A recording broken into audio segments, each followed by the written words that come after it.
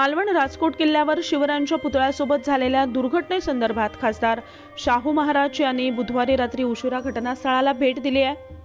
यावेळी ही घटना सर्वांसाठीच अतिशय दुःखद असून घटना घडण्याचं नेमकं कारण काय हे शोधून काढलं पाहिजे। मात्र या घटनेचा आधार घेऊन कुठल्याही पक्षानं राजकारण करू नये। त्याचप्रमाणे पुतळ्याचं अनावरण हे घाई गडबडीनं व्हायला नको होतं, परंतु मी मात्र या घटनेचा निषेध करण्यासाठी इथं आलेलो नाही।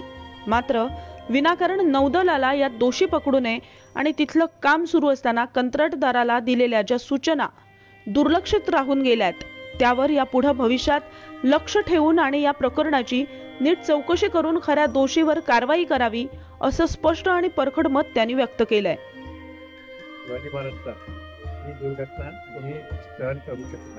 महाराज आज खरं तर एकूणच महाराष्ट्रामध्ये शिवाजी महाराजांचं नाव घेऊन प्रत्येक पक्ष आपली सुरुवात करतो।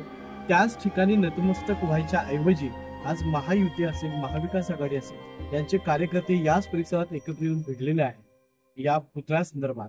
तर एकूणच महाराष्ट्रामध्ये एक वेगळा या निमित्ताने एक वेगळा विचार या ठिकाणी गेलेले। तुम्ही कसं बघता या हे वागणं योग्य आहे का या नेत्यांचं? वाटत योग्य आहे का नाही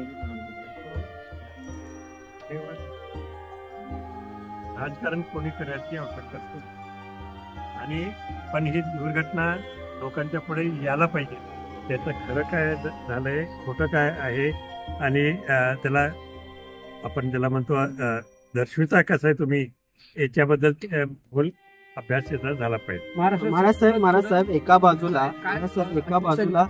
बाजूला सार्वजनिक बांधकाम विभाग नेहमीकडे हे सगळं बोर्ड दाखवते, दुसऱ्या बाजूला तुम्ही आज पाहणी करताय। करतो तुम्ही खासदार म्हणूनच नाही तर छत्रपती सदस्य म्हणून या ठिकाणी आलात। अशा वेळेला सार्वजनिक बांधकाम विभागाचे अधिकारी इथं असणं अपेक्षित होतं, मात्र ते देखील दिसत नाही। म्हणजे कुठंतरी गांभीर्य अजूनही कळत नाहीये का सार्वजनिक विभागाला?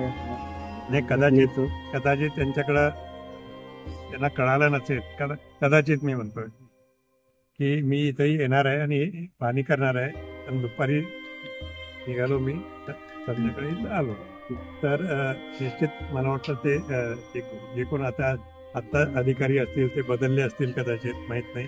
त्यांना फोनवर मी आता बोलायचा प्रयत्न करणार आहे आणि त्यांना प्रत्यक्षात त्यांचा दृष्टिकोन काय आहे तोही समजून घेण्याची आवश्यकता। आपण खासदार आहात, या संदर्भात पंतप्रधानांकडे, राष्ट्रपतींकडे किंवा उच्चस्तरीय आपण याची तक्रार करणार आहात का? लवकरात लवकर याची चौकशी करून दोषींना कारवाई झाली पाहिजे असं त्यांच्यापर्यंत हा विषय निश्चित जाणार।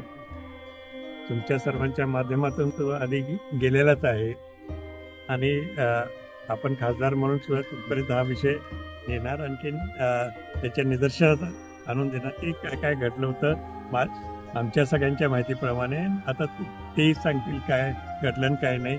आणखीन मुख्य म्हणजे सर्वांनीच प्रयत्न केला पाहिजे की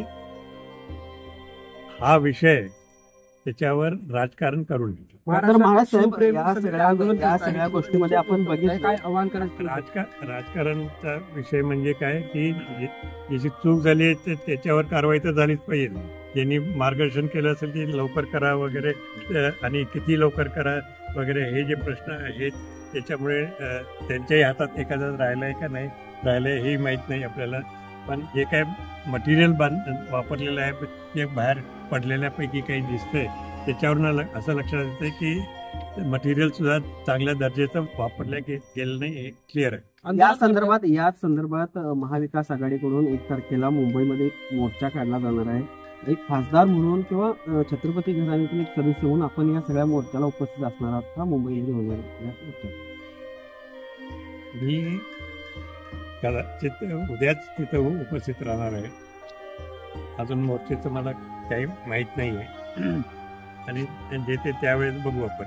महाराष्ट्रात मोर्चा काढायचा म्हणजे कोणाच्या विरोधात काढायचा हा एक बघितलं पाहिजे आणि विचार पण हा सगळ्यांपर्यंत पोहोचला पाहिजे की हे का झालं आणि असं होऊ नये आणि त्याचा जबाबदार कोण आहे हे बघितलंच पाहिजे। महाराष्ट्रात संपूर्ण आंदोलन तीव्र देखील होत आहे, शिवप्रेमी आहेत ते नाराज होते, शिवप्रेमींना काय आव्हान काय? शिवप्रेमींना मी एक असं आवाहन करू शकतोय की जसं आता इथल्या शिवप्रेमींनी केलंय की हा पुतळा तयार होताना त्यांना समजवलं होतं की हे बरोबर चाललेलं नाही काम, तरी पण या त्यांच्या सांगण्याकडे कोणाचं लक्ष गेलं नाही. तसंच आधीच सुचवणं हे महत्वाचं आहे. आणखीन त्यांच्यावर एक निरीक्षण ठेवलं हे सुद्धा महत्वाचं आहे करताना सुद्धा. खरं तर महाराष्ट्र शासनातील एक मंत्री, जबाबदार मंत्री आहेत, त्यांनी काल असं वक्तव्य केलं की ही जी काही पुतळा दुर्घटना घडली ती एका अर्थी चांगल्यासाठी घडली, कारण ह्याच्याकडून याच्यामध्ये काहीतरी चांगलं होणार असेल. कसं बघता त्यांच्या या वक्तव्याला? वक्तव्य बिलकुल चुकीचं आहे आणि असं वक्तव्य अशा वेळेस करू नये.